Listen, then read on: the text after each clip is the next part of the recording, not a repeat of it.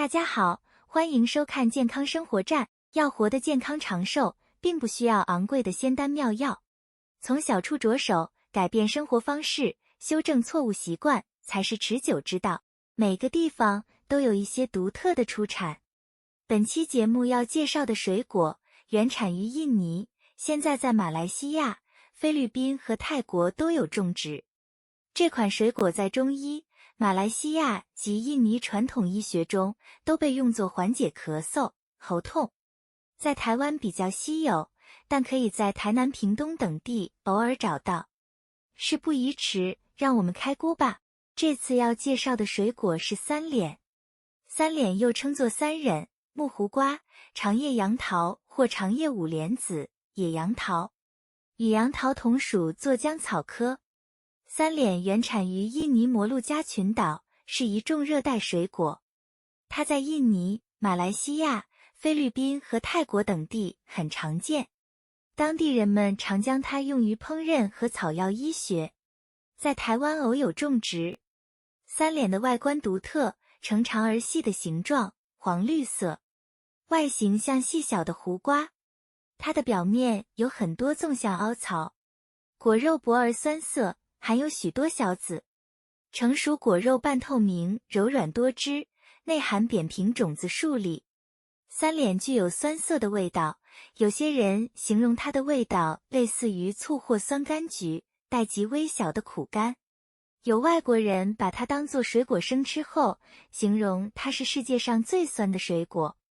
强烈的酸味使得三脸在一些烹饪中被用作调味料和酸味增强剂。然而，有些人可能对它的味道不太适应，所以三脸更常被制成各种产品形式，大都和糖煮食或加盐腌渍，有制成果饴、果酱、蜜饯及清凉饮料，或与鸡肉、牛肉烹煮，去除肉类的腥味。娘惹菜系中，它也会被用作与鱼肉或其他海鲜同煮。三脸富含维生素 C、维生素 A 和抗氧化物质，这些对于增强免疫力和维持健康非常重要。